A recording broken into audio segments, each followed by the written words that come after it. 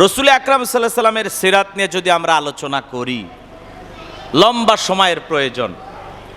বাচ্চারা কথা বলতেছে, বাবা একটু একটু তাদেরকে শান্ত রাখেন। সম্মানিত হাজিরিন, বিশ্বনবী মুহাম্মদ রাসূলুল্লাহ সাল্লাল্লাহু আলাইহি সাল্লাম, আল্লাহ রাব্বুল আলামিন তাকে এমন এক সময় পৃথিবীর জমিনে পাঠিয়ে দিয়েছেন যে সমাজকে আইয়ামে জাহিলিয়াতের যুগ বলা হয়, অন্ধকারের যুগ। এমন কোনো পাপাচার, অন্যায়, অপকর্ম ছিল না ওই সমাজের মানুষেরা করত না। কঠিন একটি ঘুণে ধরা সমাজ, খুন খারাপি, সুদ ঘুষ, জিনা ব্যভিচার, না ছিল পুরুষের মূল্য, না ছিল নারীর মূল্য, এমন একটি সমাজ। ব্যবসায়িক কাফেলার কোনো নিরাপত্তা ছিল না, মানুষের জানমালের কোনো নিরাপত্তা ছিল না, যে যেমন পারত সম্পদ লুটে নিয়ে চলে যাইত। কন্যা সন্তান জন্মগ্রহণ করলে জ্যান্ত কন্যা সন্তানটাকে গর্ত খুঁড়ে এই গর্তের ভিতরে পুঁতে রাখা হতো। এমন একটি অন্ধকার, বর্বর, নিকৃষ্ট একটি সমাজ ছিল সেই সময়ের সমাজ। রসুল আকরাম সাল্লাল্লাহু আলাইহি সাল্লামের আগমনের পূর্বে এমন কোনো পাপ ছিল না যা মক্কা নগরীতে হইতো না। নারীদেরকে দাসীর মতো ব্যবহার করা হতো। সমাজের কোনো মানুষের কোনো নিরাপত্তা ছিল না, শৃঙ্খলা ছিল না, সভ্যতা ভদ্রতা কোনো কিছু ছিল না। এমন একটি সমাজ, এই ঘুণে ধরা সমাজটাকে, এই অন্ধকারে ডুবে যাওয়া জাতিকে, পুরো সমাজের মানুষ পাপাচার, অন্যায়, কুফরির অন্ধকার, শিরিকের অন্ধকারে পুরো জাতি যখন ডুবে গেছে, ওই ডুবে যাওয়া জাতিকে আলোর রাস্তা দেখানোর জন্য, অন্ধকারে পড়ে থাকা, অন্ধকারে বসবাস করা মানুষগুলোকে আলোর রাস্তা দেখানোর জন্য, আলোকিত করার জন্য আল্লাহ রাব্বুল আলামিন এই ভবনে বিশ্বনবী মুহাম্মদ রাসূলুল্লাহ সাল্লাল্লাহু আলাইহি সাল্লামকে পাঠিয়ে দিলেন। বলুন আল্লাহু আকবার। সম্মানিত হাজিরিন, বিশ্বনবী মুহাম্মদ রাসূলুল্লাহ সাল্লাল্লাহু আলাইহি সাল্লাম পৃথিবীর জমিনে আগমন করবেন। লম্বা চড়া বক্তৃতা করা যাবে না। নবীজির দাদার নাম আব্দুল মুত্তালিব, নবীজির দাদির নাম ফাতেমা, বিশ্বনবীর বাবার নাম আব্দুল্লাহ, মায়ের নাম আমেনা। গভীরে মনোযোগ দিয়ে কথাগুলো বোঝার এবং শোনার চেষ্টা করবেন। রসুল আকরাম সাল্লাল্লাহু আলাইহি সাল্লাম এই পৃথিবীর জমিনে আগমন করবেন। নবী যখন মায়ের গর্ভে, আব্দুল্লাহ পৃথিবীর জমিন থেকে ইন্তেকাল করলেন, বিদায় নিয়ে চলে গেলেন। আব্দুল্লাহ যখন পৃথিবীর জমিন থেকে বিদায় নিয়ে চলে গেলেন, পার্থিব সম্পদ বলতে মাত্র 5টা উট, 1 পাল ছাগল আর একটা দাসী রেখে গেলেন, যার নাম হলো উম্মে আইমান। এটুকু সম্পদ রেখে নবীজির বাবা পৃথিবীর জমিন থেকে বিদায় নিয়ে চলে গেল। সম্মানিত হাজিরিন, বিশ্ব নবীর বাবা পৃথিবীর জমিন থেকে বিদায় নেওয়ার পর নবীজির মা আমেনা যখন চলাফেরা করেন, মক্কার মানুষেরা কানা ঘোষা করতে লাগলো, আহারে আব্দুল্লাহ মারা গেছে, কিন্তু তার বিধবা স্ত্রী রাস্তাঘাটে চলাফেরা করে শরীরের ভিতরে সুগন্ধি মেখে। সেই সময়ের মানুষেরা, নারীরা সুগন্ধি ব্যবহার করে চলাফেরা করবে, এটা তারা অপছন্দ করত। বিধবা যার স্বামী নাই, সে কেন সুগন্ধি ব্যবহার করবে? সম্মানিত হাজিরিন, কিছু মানুষ কানা ঘোষা করতে করতে নবীজির দাদার কানের কাছে এসে বলে, কি ব্যাপার আব্দুল মুত্তালিব, তোমার আব্দুল্লাহর স্ত্রী কি সুগন্ধি ব্যবহার করে চলাফেরা করে, যা আরবের বাজারে, দোকান হাটপাটে কোথাও তো পাওয়া যায় না, আমরা একটু জানতে চাই সুগন্ধিটা কোথায় পাওয়া যায়। এইভাবে বলে তাকে লজ্জা দিতে লাগলেন। বাড়িতে এসে তার প্রিয়তমা স্ত্রী ফাতেমাকে ডেকে বলে, ফাতেমা, আমেনার কাছে একটু জিজ্ঞাসা করো সে কি এমন সুঘ্রাণ সুগন্ধি ব্যবহার করে। মানুষ তো এটা না কথা শোনায়, কানা ঘোষা করে, বাইরে তো সমালোচনা চলতেছে, তুমি একটু বুঝিয়ে বলো। এইবার নবীজির দাদি ডেকে বলে, স্বামী কি বলবো আপনাকে, আমেনা যখন গোসলখানা থেকে গোসল করে বের হয়ে আসে, আমি যখন গোসলখানার ভিতরে প্রবেশ করি, আমি একটা সুগন্ধি নাকের মধ্যে পাই। বলুন সুবহানাল্লাহ।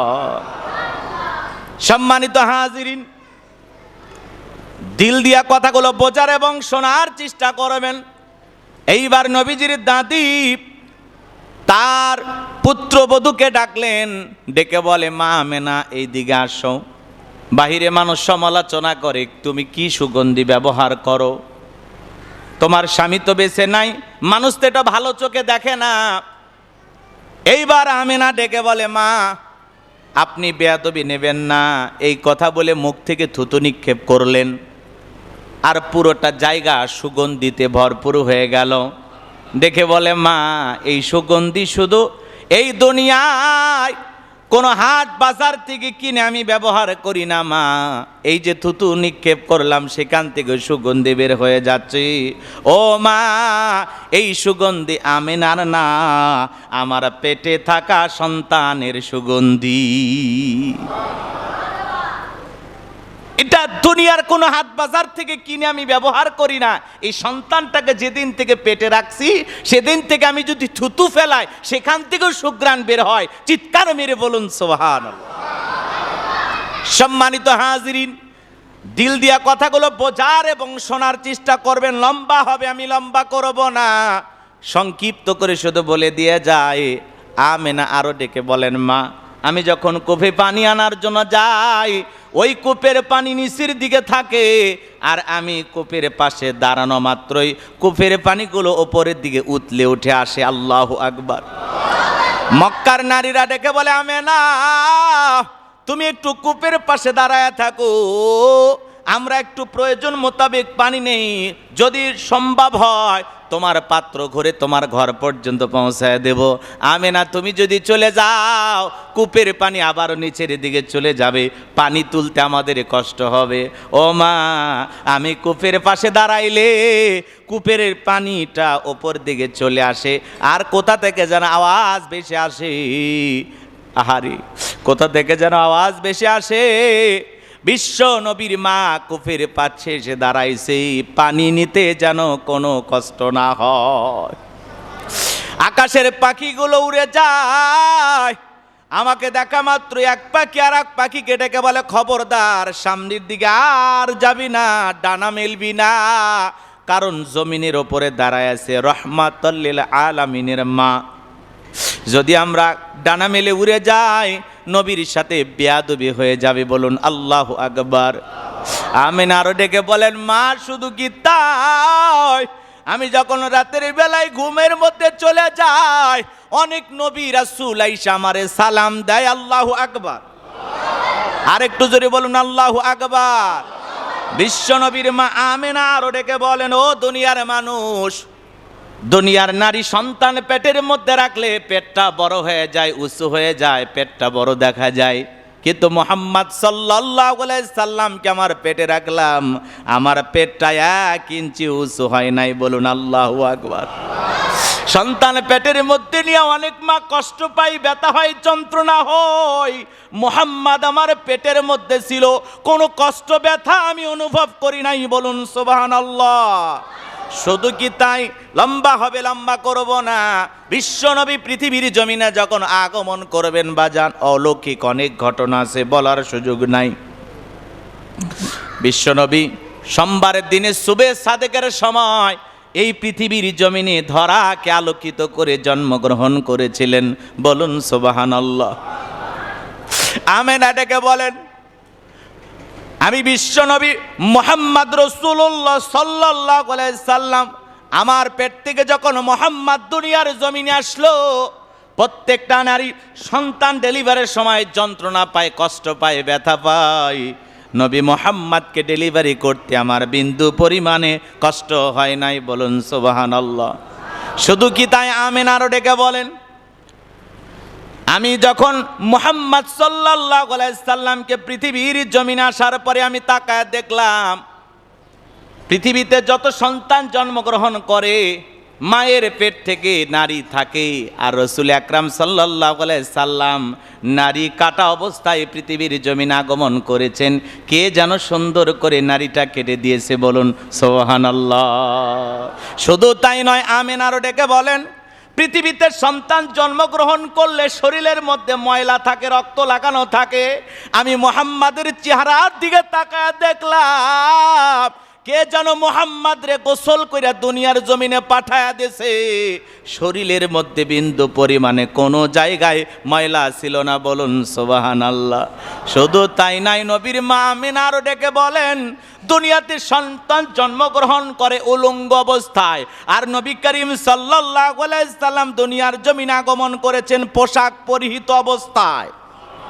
শুধু কি তাই, নবী জন্মগ্রহণ করেছেন খাতনা অবস্থায়, সুবহানাল্লাহ। রাসূল আকরাম সাল্লাল্লাহু আলাইহি সাল্লাম যখন জন্মগ্রহণ করেছেন, আমিনা ডেকে বলেন, আমার ঘরটা মনে হয় আলোকিত হয়ে গেল। রাসূল আকরাম সাল্লাল্লাহু আলাইহি সাল্লামের জন্মের সময় অলৌকিক অনেক ঘটনা ঘটে গেছে, বলতে গেলে 2-3 দিন চলে যাবে, এত বলার সুযোগ হবে না। সংক্ষিপ্ত কথা, রাসূল আকরাম সাল্লাল্লাহু আলাইহি সাল্লাম পৃথিবীর জমিনে আগমন করার কারণে ধরণীর বুকে রাসূল আকরাম সাল্লাল্লাহু আলাইহি সাল্লাম জন্মগ্রহণ করার পরে মক্কার মানুষদের নিয়ম ছিল, সে সময় নারীরা নিজে তার সন্তানকে দুধ পান করাইতেন না। মক্কা থেকে দূরে তায়েফ থেকে কিছু মানুষ আসতো, এই মক্কার নারীদের সন্তানগুলো দেখাশোনা করত, বিনিময়ে মাসিকভাবে তাদেরকে কিছু বেতন দেওয়া হতো। এটা সেই সময়ের নিয়ম ছিল, পদ্ধতি ছিল। তো রাসূল আকরাম সাল্লাল্লাহু আলাইহি সাল্লাম জন্মগ্রহণ করার কিছুদিন পরে এইভাবে নারীরা আসছেন, একদল নারী তাইফ থেকে চলে আসছেন। তারা এসে মক্কায় সন্তান সংগ্রহ করতেছেন। ভাগ্যবতী রমণী হালিমাতুস সাদিয়া রাসূল আকরাম সাল্লাল্লাহু আলাইহি সাল্লামকে এতিম হওয়ার কারণে অনেকেই অপছন্দ করতেছেন, অনেকে নিতে চাচ্ছেন না, যে ছেলেটার বাপই বেশি নাই, খুব বেশি টাকা পাওয়া যাবে না, এই জন্য অনেকেই দেখতেও যাচ্ছে না, এরকম একটা পরিবেশ। কিন্তু রাসূল আকরাম সাল্লাল্লাহু আলাইহি সাল্লামের মুখটা একটা রুমাল দিয়ে ঢাকা ছিল। মনোযোগ দিয়ে কথাগুলো শুনবেন। হালিমাতুস সাদিয়া সে দেখতে একটু শুকনো ছিল। মানুষ চিন্তা করতেছে এই সন্তান তারে দেব, নিজের সন্তান আছে, সে ঠিক মতো দুধ পায় কিনা। মহিলাটা দেখতে শুকনো ছিল, এই ভেবে অনেকে তাকে সন্তান দিতেও চাচ্ছে না। পরিশেষে আব্দুল মুত্তালিব যখন বলতেছে এতিম একটা সন্তান আছে, নিয়ে যাও, খুব বেশি টাকা পয়সা দেয়া যাবে না, নিয়ে যাও, যদি কারো ভালো লাগে নিয়ে যাও, এভাবেই বলতেছেন তিনি। তো রাসূল আকরাম সাল্লাল্লাহু আলাইহি সাল্লামের চেহারার দিকে হালিমাতুস সাদিয়া এক নজর তাকানোর সাথে সাথে দিলের ভিতরে এত মহব্বত, এত ভালোবাসা পয়দা হয়ে গেল। হালিমাতুস সাদিয়া বলেন, এত সুন্দর সন্তান আমার চোখ দিয়ে আমি আর কোনোদিন দেখিনি, বলুন সুবহানাল্লাহ। মনে হচ্ছে আমিনার ঘরে একটা পূর্ণিমার চাঁদ উদয় হয়ে আছে, বলুন সুবহানাল্লাহ। হালিমাতুস সাদিয়া স্বামীকে বলেন, স্বামী, ফিরে যাওয়ার চাইতে আমি এই ছেলেটাকে গ্রহণ করতে চাই, আপনার কোনো আপত্তি আছে? বলে, না, আমার কোনো আপত্তি নাই। এইবার আমিনার কাছ থেকে হালিমাতুস সাদিয়া বিশ্বনবী মুহাম্মদ রাসূলুল্লাহ সাল্লাল্লাহু আলাইহি সাল্লামকে গ্রহণ করলেন। আগেই বললাম, সে সময়ের পদ্ধতি নিয়ম ছিল, মক্কার নারীরা নিজের সন্তানকে দুধ না পান করাইয়া বাহির থেকে আসা নারীদেরকে তারা সন্তান দিয়ে দিতেন, বিনিময়ে তাদেরকে টাকা পয়সা দেওয়া হতো। আরও একটি কারণ ছিল, মক্কার আঞ্চলিক যে ভাষা আর তায়েফ বা গ্রাম অঞ্চলে যেই ভাষাগুলো, এই ভাষাগুলোর মধ্যে বেশ কম ছিল। গ্রামে যে সন্তানগুলো লালন পালন হয়, তায়েফ শহর ওই অঞ্চলে যে সন্তানগুলো লালন পালন হয়, এই সন্তানগুলোর ভাষা ছিল খুবই শুদ্ধ, খুবই সুন্দর। ভাষাগুলোর ভিতরে মধু ছিল, এত মিষ্টি ভাষায়, এত সুন্দর ভাষায় তারা কথা বলতে পারতেন, সুবহানাল্লাহ বলেন। এই জন্য মক্কার নারীরা এই পদ্ধতি অবলম্বন করতেন। লম্বা হবে।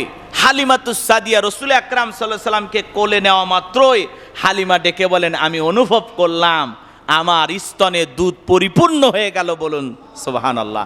আমি তৃপ্তি সহকারে মুহাম্মদ সাল্লাল্লাহু আলাইহি সাল্লামকে এবং আমার ছেলে আব্দুল্লাহকে, দুইজনকে দুধ পান করাইলাম, বলুন সুবহানাল্লাহ। এরপরে হালিমাতুস সাদিয়া ডেকে বলেন, নবীকে নিয়ে আমি যে দুর্বল সওয়ারির উপরে ভর করে মক্কা এসেছিলাম, রসুলকে নিয়া ওই দুর্বল সওয়ারির উপরে ওঠা মাত্রই দুর্বল সওয়ারিটা তরুতাজা হয়ে গেল। যারা কাফেলার মানুষেরা আগে রওনা দিয়েছে, সবাইকে পেছনে ফাইলা হালিমাতুস সাদিয়া বিশ্ব নবীকে নিয়ে সর্বপ্রথম তার বাড়িতে পৌঁছে গেল। বলুন সুবহানাল্লাহ। নবী বাড়িতে যাওয়ার কারণে কূপে পানি বেড়ে গেল, ফসলের ক্ষেত, খেজুরের বাগান, সব জায়গায় সব কিছু বৃদ্ধি পেতে লাগলো। শুধু কি তাই, হালিমাতুস সাদিয়া ডেকে বলেন, মাঠের মধ্যে যখন আমার ছাগলগুলো উটগুলো যাইতো, অন্য অন্য মানুষের উট ছাগলগুলো ক্ষুধার্ত অবস্থায় বাড়িতে ফিরে আসতো, আর মুহাম্মদ আমার বাড়িতে যাওয়ার কারণে আমার উট দুম্বা ছাগলগুলো মাঠ থেকে পেট ভর্তি অবস্থায় আমার বাড়িতে ফেরত আসতো পরিপূর্ণ স্তনের দুধ নিয়ে। বলুন সুবহানাল্লাহ। দুধগুলো আমরা বাজারে বিক্রি করতাম, তৃপ্তি সহকারে পান করতাম। এইবার হালিমাতুস সাদিয়ার স্বামী ডেকে বলে, যেই সন্তান পেয়েছি এই সন্তানের কারণে আমার সংসারের ভিতরে সচ্ছলতা ফিরে এসেছে। চিৎকার মেরে বলুন সুবহানাল্লাহ। নবী মুহাম্মদ সাল্লাল্লাহু আলাইহি সাল্লামের কারণে হালিমাতুস সাদিয়ার সংসারে কি ফিরে আসলো? সচ্ছলতা ফিরে আসলো। সব দিকে খালি বরকত আর বরকত। সুবহানাল্লাহ বলেন। বরকত কার কারণে? নবীর কারণে। জোরে বলেন, কার কারণে? লম্বা হবে। রসুল আকরাম সাল্লাল্লাহু আলাইহি সাল্লামের বয়স যখন 4 বছর, সিনা সাক্কের ঘটনা, বক্ষ বিদরণের ঘটনা আপনারা জানেন, যেটাকে বলা হয় ওপেন হার্ট সার্জারি। 4 বছর বয়স রসুল আকরাম সাল্লাল্লাহু আলাইহি সাল্লামকে আসমান থেকে জিবরাইল আসলেন, রসুলকে শোয়া দিলেন। এই দৃশ্য দেখা হালিমাতুস সাদিয়ার সন্তান আব্দুল্লাহ দৌড়ে বাড়িতে চলে গেছে। যায় বলে, মা, আসমান থেকে কে যেন আইসা আমার ভাই মুহাম্মদকে ধরেছে, আমার ভাই মনে হয় আর বেঁচে নাই, তাড়াতাড়ি করে চলো। হালিমাতুস সাদিয়া দৌড়ে চলে গেলেন। যা দেখেন নবী মুহাম্মদ সাল্লাল্লাহু আলাইহি সাল্লাম মুখটা মলিন অবস্থায় দাঁড়িয়ে আছে। বলুন আল্লাহু আকবার। হালিমাতুস সাদিয়া সেখানে পৌঁছার আগেই জিবরাইল আলাইহিস সালাম বিশ্বনবীর কুদরতি যে অপারেশন করার জন্য আসছিলেন, ওপেন হার্ট সার্জারি, তার দেহের ভিতর থেকে যেটা ময়লা ছিল বা দুষ্ট প্রকৃতির যেটা ছিল, এটা ফেলাইয়া দিয়া জান্নাতি পানি দিয়া সুন্দর করে পরিষ্কার করে আবার সব কিছু ভিতরে সেট করে দিয়া কুদরতি অপারেশন করিয়া সে চলে গেছে। বলুন সুবহানাল্লাহ। এইবার মুখটা মলিন অবস্থায় নবীজি দাঁড়ায় আছেন। এইবার সন্তানকে নিয়া হালিমাতুস সাদিয়া বুকে জড়াইয়া নিলেন, আদর করলেন, গালে মুখে চুমা খাইলেন, আর রসুলকে জিজ্ঞাসা করলেন, কি হয়েছে বাবা? রসুল কোনো কথা বলে না। 2-3 দিন পরে রসুল আকরাম সাল্লাল্লাহু আলাইহি সাল্লাম যখন স্বাভাবিক হইলেন, স্বাস্থ্য যখন সব কিছু ঠিকঠাক হয়ে গেল, এইবার হালিমাতুস সাদিয়া চিন্তা করলো না যে একটা বড় দুর্ঘটনা ঘটছে, আরও কোন না জানি ঘটনা ঘটে, অতএব আমি আমিনার কাছে আমার এই মুহাম্মদকে আমি ফেরত দিয়ে আসবো। আর মনে মনে ভাবতেছিলেন, না, এই ছেলেটা যদি আরো কিছুদিন আমার কাছে থাকতো আমার আরো ভালো লাগতো। সম্মানিত হাজিরিন, এইবার হালিমাতুস সাদিয়া বিশ্ব নবীকে নিয়ে তার মায়ের কাছে চলে গেলেন। যা বলে, আমেনা, এই ঘটনা ঘটছে, তুমি তোমার সন্তানকে রেখে দাও, বড় দুর্ঘটনা ঘটে গেলে তোমার সন্তানকে তো আর ফেরত দিতে পারবো না। সেই সময় মক্কাতে মহামারী চলতেছিল, বড় রোগে আক্রান্ত, ভাইরাস ছড়িয়ে গেছে চতুর্দিকে। আমেনা ডেকে বলে, ও হালিমা, এই সন্তানটাকে এখন আমি রাখতে পারবো না, মক্কার পরিবেশ পরিস্থিতি ভালো না, চতুর্দিকে মহামারী চলতেছে, আপাতত কিছুদিন তোমার কাছে রাখো, সময় সুযোগ বুঝে আমি মুহাম্মদ সাল্লাল্লাহু আলাইহি সাল্লামকে আমার কাছে নিয়ে আসবো।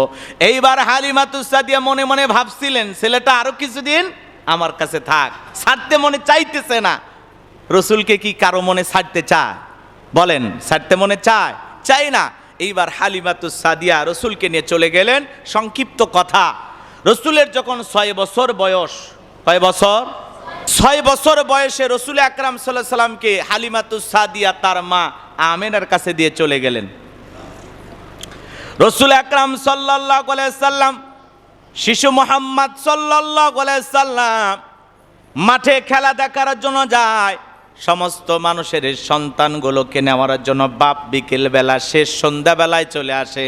সন্তানটারে কাঁধের মধ্যে নেয়, হাত ধরে ধরে, নাম ধরে ধরে বাড়ির দিকে নিয়ে চলে যায়। এই দৃশ্য দেখে নবীর মনটা খারাপ হয়ে গেল। আহারে, প্রত্যেকটা সন্তানের বাবা এসে আদর করতে করতে নিয়ে চলে যায়, আমার বাবা তো আসলো না, আমাকে তো মুহাম্মদ বলে একটা ডাকও দিল না। মনটা খারাপ হয়ে গেল। সন্ধ্যাবেলা পর্যন্ত মাঠের মধ্যে তিনি বসে থাকলেন। আমেনা অস্থির হয়ে গেল, সন্ধ্যা গনিয়ে আসে, আমার মুহাম্মদ সাল্লাল্লাহু আলাইহি সাল্লাম কেন বাড়িতে আসে না? খুঁজতে খুঁজতে মাটির মধ্যে যা দেখেন বিশ্বনবী মুহাম্মদ রাসূলুল্লাহ সাল্লাল্লাহু আলাইহি সাল্লাম মনটা খারাপ করে মাঠের মধ্যে দাঁড়িয়ে আছেন।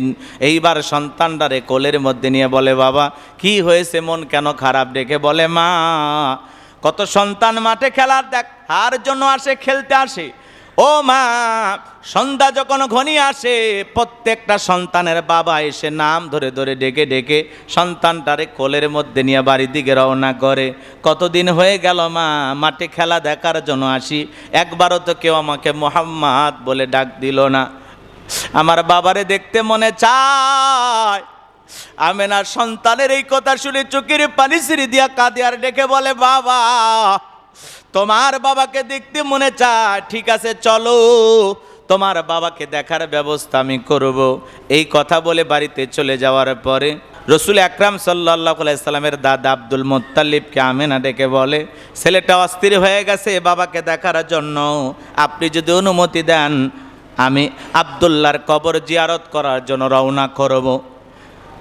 রসুলের দাদা অনুমতি দিয়ে দিলেন। দাসী উম্মে আইমানকে নিয়ে মক্কা থেকে 460 কিলোমিটার দূরে আব্দুল্লাহর কবর যেখানে, সেখানে দীর্ঘদিন পথ পাড়ি দিয়ে রওনা করার পরে যখন রসুল আকরাম সাল্লাল্লাহু আলাইহি সাল্লাম বাবার কবরের পাশে পৌঁছে গেল, আমেনা ডেকে বলে, ও বাবা মুহাম্মদ, এইটাই তোমার বাবার কবর। নবীজি বাবার কবর দেখে অঝরে চোখের পানি ছেড়ে দিয়া কান্নাকাটি করলেন। আমার ভাইয়ারা, রসুল আকরাম সাল্লাল্লাহু আলাইহি সাল্লাম বাবার কবর জিয়ারত করার পরে সেখানে দীর্ঘ 1 মাস আমেনা অবস্থান করলেন। 1 মাস পরে যখন আবার মক্কার দিকে রওনা করবেন, মক্কা থেকে 250 কিলোমিটার দূরে আবওয়া নামক স্থানে আসার পরে আমেনা অসুস্থ হয়ে পড়ে গেলেন। দাসী উম্মে আইমানকে ডেকে বলে, ও উম্মে আইমান, আমি বুঝতে পারতেছি আমি আর মনে হয় বাঁচব না। আমার শিশু মুহাম্মদকে তোমার হাতে তুলে দিলাম, মক্কায় যা একটু কষ্ট করে তার দাদার হাতে আমার মুহাম্মদকে তুমি তুলে দিও। এই কথা বলে আমেনা পৃথিবীর জমিন থেকে বিদায় নিয়ে চলে গেল। বাবার কবর জিয়ারত করতে গিয়ে ফেরার পথে মা আমেনাও দুনিয়ার জমিন থেকে বিদায় নিয়ে চলে গেল। নবীর বাবাও নাই, মাও নাই, পৃথিবীর সেরা এতিম হয়ে গেল মুহাম্মদ সাল্লাল্লাহু আলাইহি সাল্লাম। মার ইন্তিকালের পরে বিশ্বনবী যখন চলে আসলেন, উম্মে আইমান রসুল আকরাম সাল্লাল্লাহু আলাইহি সাল্লামকে দাদা আব্দুল মুত্তালিবের হাতে উঠায়া দিলেন। রসুলের দাদা রসুলকে বড় মহব্বত করতেন, ভালোবাসতেন, কারণ আব্দুল মুত্তালিবেরও দুনিয়াতে মা বাবা ছিল না। নাতির গালে মুখে চুমায় খায় আর ডেকে বলে, মুহাম্মদ আমার মতো তোর জীবনের অবস্থা হয়ে গেল, তোর বাবাও নাই, মা নাই, টেনশন করিস না। আমি দাদা যতদিন জীবিত আছি তোরে আমি আমার বুকের মধ্যে আগলায় রাখবো। আব্দুল মুত্তালিব রসুলকে এত ভালোবাসতেন, এত মহব্বত করতেন, নাতিকে কখনো চোখের আড়াল হতে দিত না। বাইতুল্লাহর পাশে একটা আসন ছিল, একটা ভিআইপি চেয়ার ছিল, যেখানে আব্দুল মুত্তালিব বসতো, কারণ কোরাইশের নেতা ছিল আব্দুল মুত্তালিব। সে সময়ের সবচাইতে প্রভাবশালী নেতা ছিল আব্দুল মুত্তালিব। সে আসনে সে বসতো। শিশু মুহাম্মদ সাল্লাল্লাহু আলাইহি সাল্লাম যখন দাদার এই চেয়ারের পাশে যা বসতে চাইতেন, অনেকে তাকে বাধা দিতেন। আর আব্দুল মুত্তালিব ডেকে বলে, খবরদার আমার নাতিকে তোমরা বাধা দিও না, তোমরা তো জানো না আমার নাতি দুনিয়ার সাধারণ মানুষ না, আমার নাতি হলো বিশ্বজাহানের নেতা। এই জন্য রসুল আকরাম সাল্লাল্লাহু আলাইহি সাল্লাম দাদার আসনে বসতেন। দাদার মহাব্বত ভালোবাসা বেশি দিন মুহাম্মদ সাল্লাল্লাহু আলাইহি সাল্লামের কিসমতে জুটলো না। রসুলের বয়স যখন 8 বছর আর আব্দুল মুত্তালিবের বয়স যখন 82 বছর, তখন তিনি ইন্তিকাল করলেন। ইন্তিকালের পূর্বে রসুলের চেহারার সাথে মিল আছে, আব্দুল্লাহর চেহারার সাথে মিল আছে, নাম হলো আবু তালিব। তাকে ডেকে বললেন, বাবা আমি দুনিয়ার জমিন থেকে বিদায় নিয়ে চলে যাচ্ছি, এতিম ভাতিজা মুহাম্মদ সাল্লাল্লাহু আলাইহি সাল্লামের দায়িত্ব তোমারে দিলাম, একটু তুমি মুহাম্মদকে দেখে রাখো। এই কথা বলে আব্দুল মুত্তালিব পৃথিবীর জমিন থেকে বিদায় নিয়ে চলে গেলেন। দাদার ভালোবাসাও বেশি দিন কিসমতে জুটল না।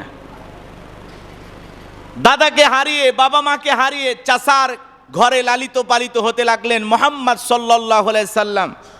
আর আবু তালিব রসুলকে এতটা মহাব্বত করতেন, এতটা ভালোবাসতেন, রসুল আকরাম সাল্লাল্লাহু আলাইহি সাল্লামকে বুকের উপরে নিয়ে আবু তালিব ঘুমাইতেন। বলুন আল্লাহু আকবার। এতিম ভাতিজাকে এত মহাব্বত করতেন, এত ভালোবাসতেন আবু তালিব। বলুন আল্লাহু আকবার। আর আমরা এতিম ভাতিজার সম্পদ কথা কয় না কে, কি করে? এতিম ভাতিজার সম্পদের ভাগ দিতে চায় না। ভাতিজা ভাতিজি যদি এতিম হয় তার উপরে মানসিক নির্যাতন করে, সম্পদের ভাগ দেয় না। এখন এক জামানা এসে পড়ছে, যেই জামানায় চাচা ভাতিজাকে চেনে না, ভাতিজা চাচাকে চেনে না। কথা বলে না কেন? মাঝে মাঝে শোনা যায় চাচার হাতে ভাতিজা খুন, ভাতিজার হাতে চাচা খুন। সম্পদ নিয়ে দ্বন্দ্ব ফাসাদ আছে না নাই? জোরে বলেন, আছে না নাই? কেমন ভাতিজাকে মহাব্বত করতে হবে, কতটা ভালোবাসতে হবে। দেখেন আবু তালিব বিশ্বনবী মুহাম্মদ রাসূলুল্লাহ সাল্লাল্লাহু আলাইহি সাল্লামকে নিজের সন্তানের চাইতে বেশি ভালোবাসতেন। লম্বা হবে, আমি লম্বা করব না। নবীজির বয়স যখন 10 থেকে 12 বছর, জোরে বলেন কয় বছর? 10 বছর 12 বছর বয়সে ব্যবসায়িক কাফিলার সাথে জড়িত হইয়া চাচার সঙ্গে সিরিয়ার দিকে রওনা করেছেন। পথে মধ্যে একটা খ্রিস্টান পাদ্রী, সে তখন বলতেছে, আবু তালিব এই ছেলেটা কে? বলে এটা আমার বেটা। বলে না, এইটা তোমার বেটা হওয়ার কথা নয়, এই ছেলের বাবা পৃথিবীতে জীবিত থাকার কথা নয়।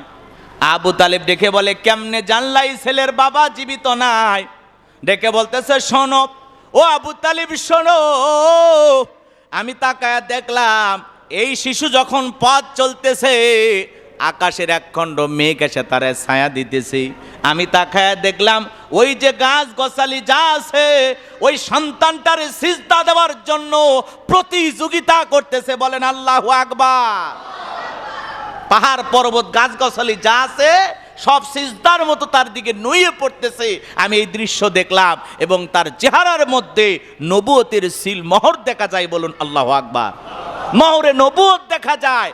আমি তাওরাত কিতাব পড়ে এই বিষয়টা জানি। তুমি এখন বলো এইটা তোমার ছেলে কি না? তখন বলতেছে, না, এটা আমার ভাতিজা, নাম মুহাম্মদ। আল্লাহু আকবার বলেন। এইবার খ্রিস্টান পাদ্রী ডেকে বলতেছে, শোনো ও আবু তালিব, শোনো, এই সন্তানটাকে আর তোমার কাছে এখানে বেশিক্ষণ রেখো না। খ্রিস্টান ইহুদিরা যদি খবর টের পায় ছেলেটার বড় ক্ষতি করতে পারে, এখনো সময় আছে, তারে মক্কায় ফেরত পাঠায়া দাও। খ্রিস্টান পাদ্রীর কথা শুনে আবু তালিব আর দেরি করলেন না। 2 জন লোককে সহকারী বানায়া, রসুলের সাহায্যকারী বানায়া রসুলের সাথে তাদেরকে মক্কায় পাঠায়া দিলেন। বলুন আল্লাহু আকবার। এরপরে রসুল আকরাম সাল্লাল্লাহু আলাইহি সাল্লাম যখন 20 বছর বয়স অতিক্রম করলেন, নিয়মিত ব্যবসায়িক কাফিলার সাথে জড়িয়ে গেলেন। নিয়মিত যখন রসুল ব্যবসা বাণিজ্য শুরু করে দিলেন, রসুলের যখন 25 বছর বয়স, রসুলের ব্যবসায়িক গুণের কথা যখন খাদিজাতুল কুবরা রাদিয়াল্লাহু তাআলা আনহার কান পর্যন্ত পৌঁছে গেল, খাদিজা তখন তার ব্যবসায়িক কাফেলার দায়িত্ব বিশ্বনবী মুহাম্মদ রাসূলুল্লাহ সাল্লাল্লাহু আলাইহি সাল্লামের হাতে তুলে দিলেন।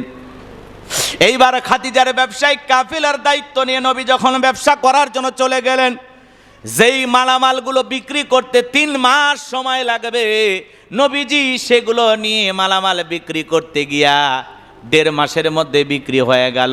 দ্বিগুণ লাভ কইরা মক্কা নগরীতে যখন ফেরত আসলেন, সবার মুখে মুখে যখন রসুলের আমানতদারিতার কথা শুনলেন, রসুলের চরিত্র আখলাক দেইখা খাদিজাতুল কুবরা রাদিয়াল্লাহু তাআলা আনহা নবীর প্রতি মহাব্বত ভালোবাসা বেড়ে গেল। সে সময়ের সবচাইতে মক্কা নগরীর শ্রেষ্ঠ ধনী ছিল আম্মাজান খাদিজাতুল কুবরা রাদিয়াল্লাহু তাআলা আনহা। সম্ভ্রান্ত একটা ধনাঢ্য মহিলা ছিলেন আম্মাজান খাদিজাতুল কুবরা রাদিয়াল্লাহু তাআলা আনহা। বলুন আল্লাহু আকবার। মক্কা নগরীর বড় বড় ধনীরা তাকে বিবাহের প্রস্তাব দিয়েছেন, সমস্ত বিবাহের প্রস্তাবগুলো তিনি প্রত্যাখ্যান করেছেন। আর নবীজির আমানতদারিতা দেইখা খাদিজা তার দাসীর মাধ্যমে বিশ্ব নবীর কাছে বিবাহের প্রস্তাব পাঠায়া দিলেন। দাসী যখন এসে বিবাহের কথা বলেছেন, নবীজির মুখটা তখন লজ্জায় লাল হয়ে গেল। সুবহানাল্লাহ বলেন। নবীজি তার নিজের বিবাহের প্রস্তাবের কথা শুইনা চেহারাটা লজ্জায় লাল হয়ে গেল।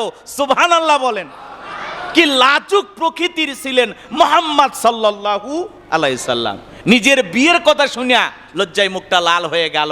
আর এখনকার ডিজিটাল পোলাপান 12 বছর 18 বছর বয়স হয় নাই, বাড়িতে যাওয়ালে আব্বা উত্তর পাড়া লাকিকে পছন্দ করেছি, রাজি থাকলে 1 সাপুন, না হলে 2 সাপুন।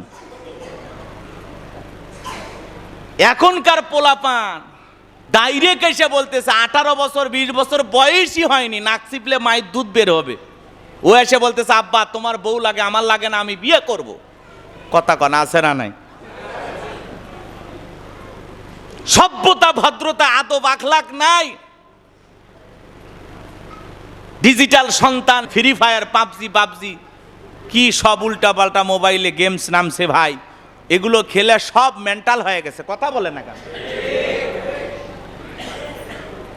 এদের সাথে কথা বলা যায় না, মেজাজ সব সময় গরম। জামানা আমাদেরকে ধ্বংস করে ফেলতেছে। এই জন্য বলতেছিলাম রাসূল আকরাম সাল্লাল্লাহু আলাইহি সাল্লাম তার নিজের বিবাহের কথা শুইনা লজ্জায় মুখটা লাল হয়ে গেল।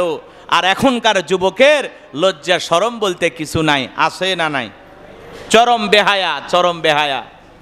সম্মানিত হাজিরিন, নবীজি তখন ডেকে বলেন আমার বিবাহের ব্যাপারে আমি সিদ্ধান্ত নিতে পারবো না, আমার অভিভাবক কাছে। কথা বোঝেন নাই? এখন তো অভিভাবক লাগে না, ছেলে মেয়ে একা একাই বিয়ে করে নাই। কথা কি বুঝতে পারছেন? অভিভাবকের তোয়াক্কা করে না, যারে যেমন পছন্দ হয় বিয়ে করে বাড়িতে নিয়ে আসতেছে, রাজি না হইলে পালিয়ে নিয়ে যায়, এমনকি মাঝে মাঝে শোনা যায় তুলে নিয়ে যায়। কথা কন ঠিক কিনা?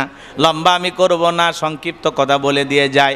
এইবার খাদিজাতুল কুবরা রাদিয়াল্লাহু তাআলা আনহা বিশ্বনবীর চাচা আবু তালেবের কাছে বিবাহের প্রস্তাব পাঠায়া দিলেন। আবু তালেব খাদিজার বিবাহের প্রস্তাব শোনার পরে আর দেরি করলেন না, তিনি বুঝতে পারলেন এতিম ভাতিজা, আহারে মক্কার সবচাইতে ধনী, সবচাইতে সম্ভ্রান্ত, মর্যাদা সম্পন্ন একজন নারী খাদিজাতুল কুবরা রাদিয়াল্লাহু তাআলা আনহা। আর দেরি করা যাবে না, আমার ভাতিজাকে পছন্দ করেছে, বিবাহ করতে চায়। এইবার আবু তালিব নিজে বিবাহের খুতবা পড়ায়া বিশ্বনবী মুহাম্মদ রাসূলুল্লাহ সাল্লাল্লাহু আলাইহি সাল্লামের সাথে আম্মাজান খাদিজার বিবাহ সম্পন্ন করে দিলেন। বলুন আল্লাহু আকবার। লম্বা হবে, লম্বা করব না। বিশ্বনবী মুহাম্মদ রাসূলুল্লাহ সাল্লাল্লাহু আলাইহি সাল্লাম তার বয়স যখন 35 বছর বয়স, কয় বছর? জোরে বলেন কয় বছর? বিশ্বনবী তখন মক্কার বুকে একটা সংগঠন দাঁড় করাইলেন, যার নাম হলো হিলফুল ফুজুল। এই সংগঠনের মাধ্যমে বিশ্বনবী মুহাম্মদ রাসূলুল্লাহ সাল্লাল্লাহু আলাইহি সাল্লাম 4টি প্রস্তাব আনলেন। 1 নাম্বার প্রস্তাব, আমরা সমাজ থেকে অশান্তি দূর করব। 2 নাম্বার, মুসাফিরদের নিরাপত্তা দেব। আর 3 নাম্বার, গরিব দুঃখী মানুষকে আমরা সাহায্য সহযোগিতা করব। আর 4 নাম্বার প্রস্তাব, জালিমের বিরুদ্ধে প্রতিরোধ গড়ে তুলব। আল্লাহু আকবার বলেন। তাহলে হিলফুল ফুজুল সংগঠন দাঁড় করায় রাসূল 4 দফা কর্মসূচি সিদ্ধান্ত নিলেন।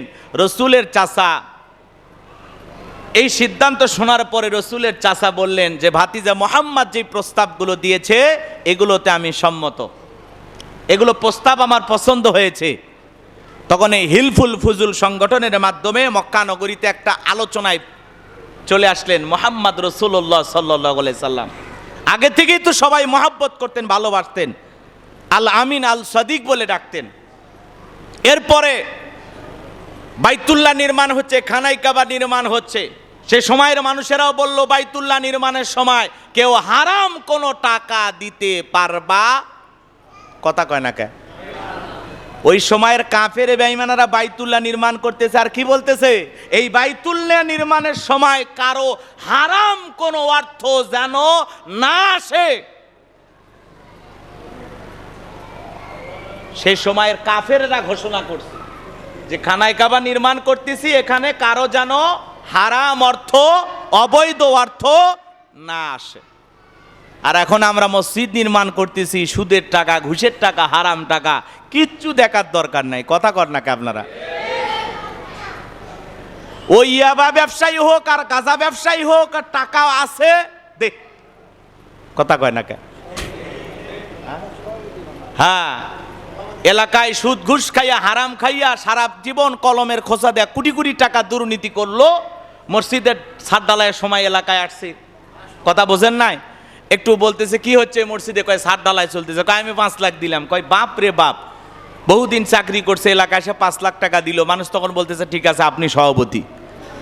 কথা বোঝেন নাই? সুদ ঘুষ খাইয়া, হারাম খাইয়া যে টাকাগুলো ইনকাম করতেছে ওইটা দরকার নাই। শোনেন, একজন রিক্সা চালক, ভ্যান চালক,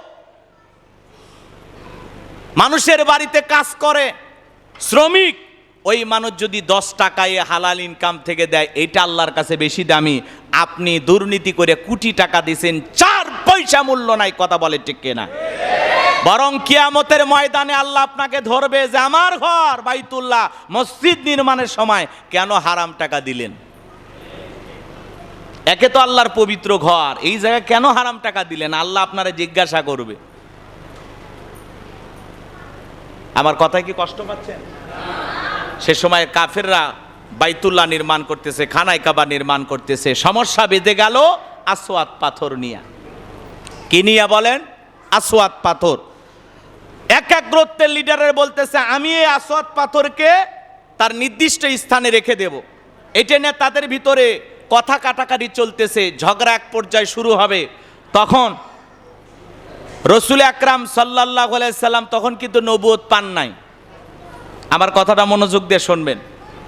তাদের মধ্য থেকে এক মুরব্বী ওলীদ, সে ঘোষণা করলো যে আগামীকাল সকালবেলা সর্বপ্রথম যেই মসজিদুল হারমে বাইতুল্লায় প্রবেশ করবে সে আমাদেরকে বলে দেবে যে আসওয়াদ পাথর আমরা কিভাবে কি করব, তার কাছ থেকে আমরা পরামর্শ নেব। আল্লাহর কুদরতি খেলা। পরের দিন সকালবেলা সবার আগে বনু সাইবা গেট দিয়ে যিনি বাইতুল্লাহ মসজিদুল হারমে প্রবেশ করলেন তিনি আর কেউ নন, তিনি হলেন বিশ্বনবী মুহাম্মদ রাসূলুল্লাহ সাল্লাল্লাহু আলাইহি সাল্লাম। নবীজিকে দেখা মাত্রই সে সময়ের মানুষগুলো ঘোষণা করলো হাযাল আমিন রদিনা হাযা মুহাম্মদ। এই যে আমাদের আল আমিন যাকে আমরা বিশ্বাস করি, এই তো আমাদের অত্যন্ত কাছের মুহাম্মদ সাল্লাল্লাহু আলাইহি সাল্লাম। এইবার বিশ্বনবীকে তারা কাছে ডাকলেন, ও মুহাম্মদ এই দিকে আসো। আসার পরে সমস্ত ঘটনা খুলে বললেন। রসুল তখন ঘটনা শোনার পরে ডেকে বলে একটা বড় চাদর নিয়ে আসেন। বড় একটা চাদর নিয়ে এসে দেওয়া হলো। নবীজি নিজের হাতে আসওয়াদ পাথরকে চাদরের মাঝ বরাবর রেখে দিলেন। এইবার সমস্ত গোত্রের লিডারদেরকে বললেন আপনারা সবাই মিলে চতুর্দিক দিয়া চাদরের কোনাগুলো ধরেন। এইবার সবাই মিলে চাদর ধরলেন। সবাইকে নিয়ে বিশ্ব নবী আসওয়াদ পাথরকে তার নির্দিষ্ট একটা স্থানে রেখে দিলেন। এই দৃশ্য দেখার পরে সমস্ত নেতারা প্রশংসা করিলেন, আরে মুহাম্মাদের মাথায় কত বুদ্ধি, কত সুন্দর সমাধান। এই সমাধান দেওয়ার কারণে মক্কা নগরীর মানুষেরা 20 বছরের ফিতনা ফাসাদ মারামারি হানাহানি থেকে বেঁচে গেল তার কওমের মানুষেরা। চিৎকার মেরে বলুন সুবহানাল্লাহ। সবার মুখে মুখে বিশ্ব নবীর প্রশংসা, সবাই নবীজির প্রশংসা করতে লাগলেন। আমার নবীজি হীরা গুহায় ধ্যান করতেন, লম্বা আলোচনা। একদিন রসুল আকরাম সাল্লাল্লাহু আলাইহি সাল্লাম ধ্যানে মগ্ন। বিশ্ব নবীর বয়স যখন 40 বছর। জোরে বলেন কয় বছর? 40 বছর। গভীর মনোযোগ দিয়ে কথাগুলো শুনবেন। 40 বছর বয়স। আমার ভাইয়েরা, আমি যে কথা বলতে চাচ্ছিলাম, বিশ্ব নবী যখন ধ্যানে মগ্ন তখন আসমান থেকে জিবরাইল আসলেন আর নবীজিকে ডেকে বললেন ইকরা পড়ো।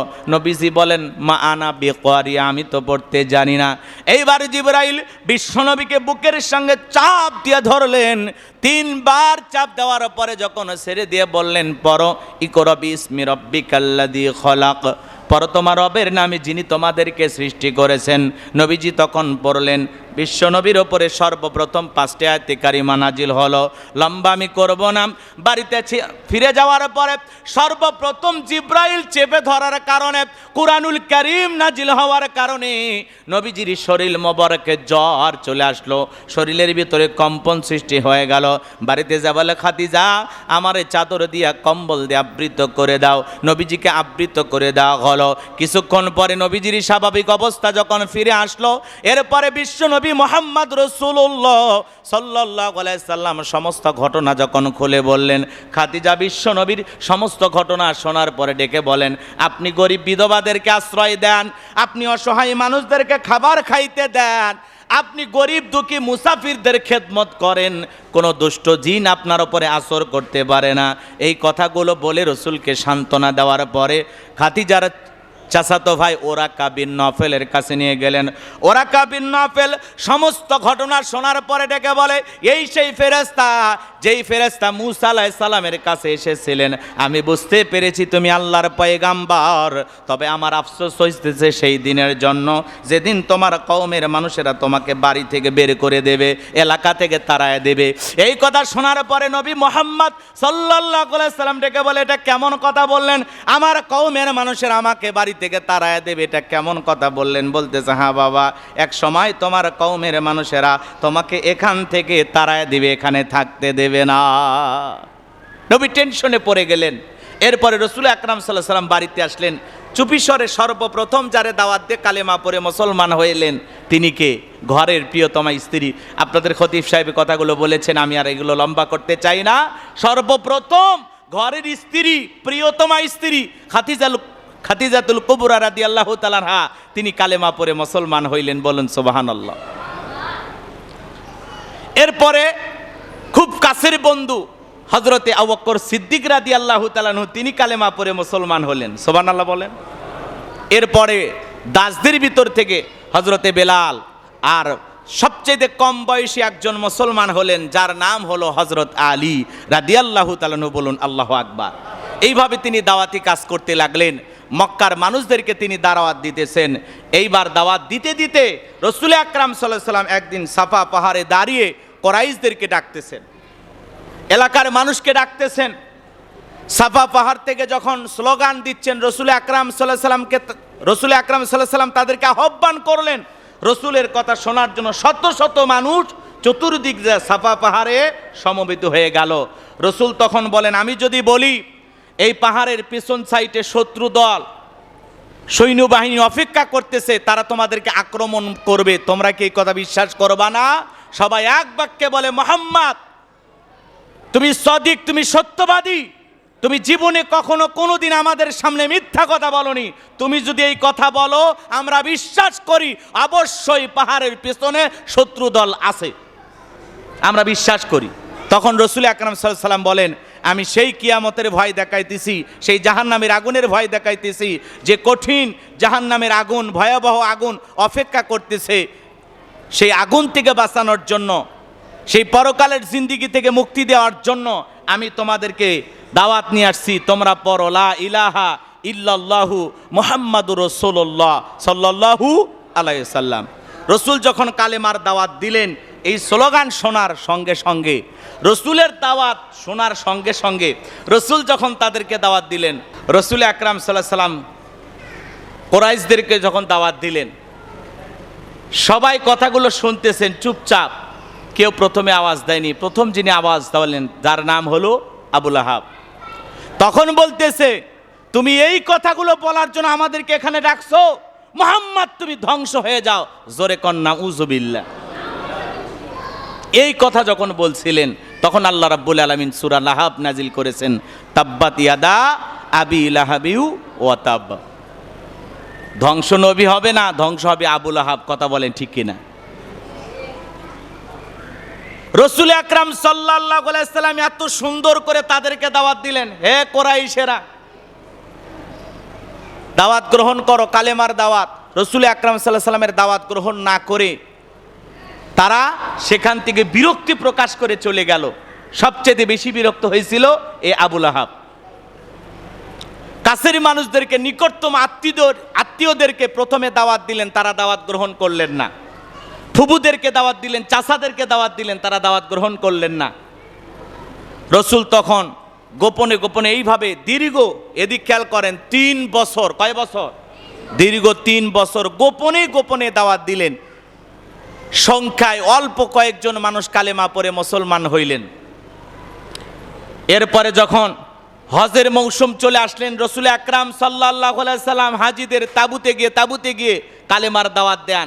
আর পিছনে আবু লাহাব, আবু জেহেল এরা যায় বলতো, এই ছেলেটা পাগল, জাদুকর, গণক, এর দাওয়াত তোমরা গ্রহণ করো না। এ ভুলভাল বলে মক্কায় এই নতুন পাগলের আমদানি হয়েছে, জোরে কন্যা উযুবিল্লাহ।